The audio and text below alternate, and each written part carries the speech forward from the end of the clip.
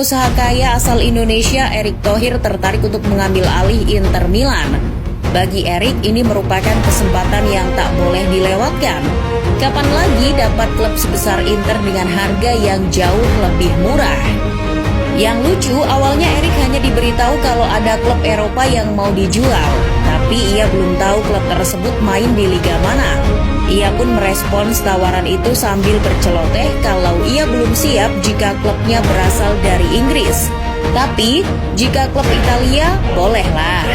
Itu karena Erick merupakan penggemar sepak bola Italia, khususnya Inter Milan. Setelah Erick membuka proposalnya, ia terkejut.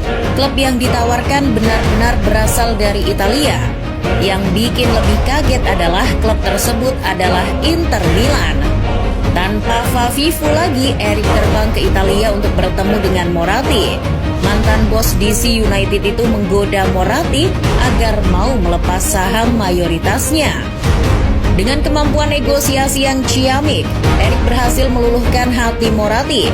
Ia berhasil menggoda Moratti untuk melepas 70% saham dari klub yang sudah ia pimpin selama 20 tahun lebih.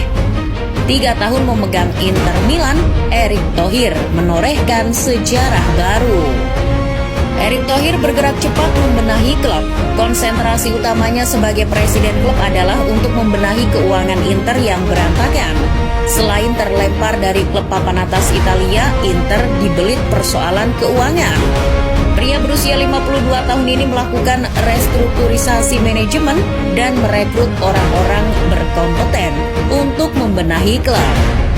Dia memecat Marco Branca dari posisi direktur teknis pada Februari 2014 dan mempromosikan Piero Ausilio.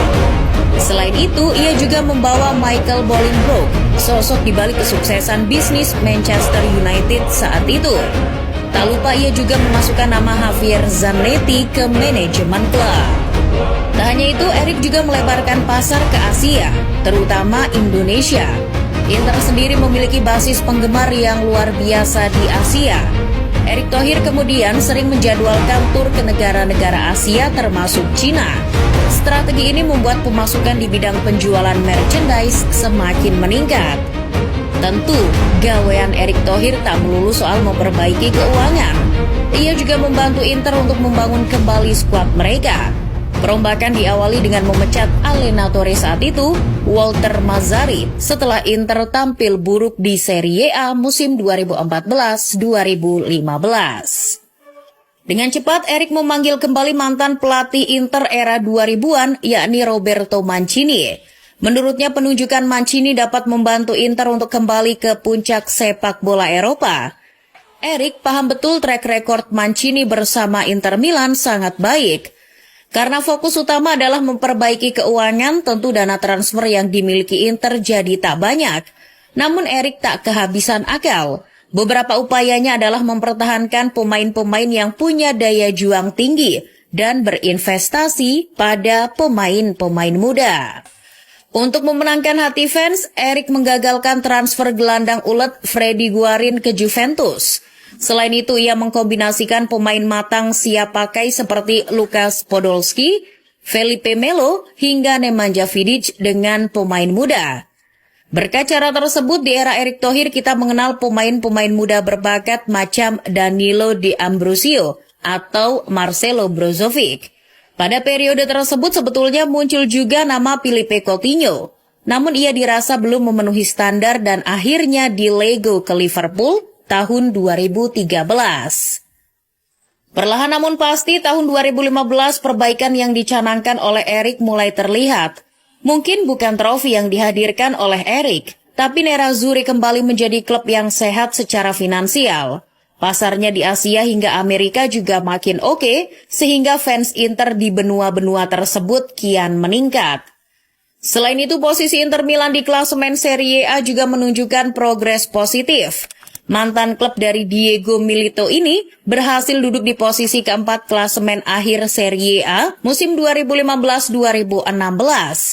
Itu jadi hasil terbaik Inter Milan dalam kurun waktu 5 tahun terakhir.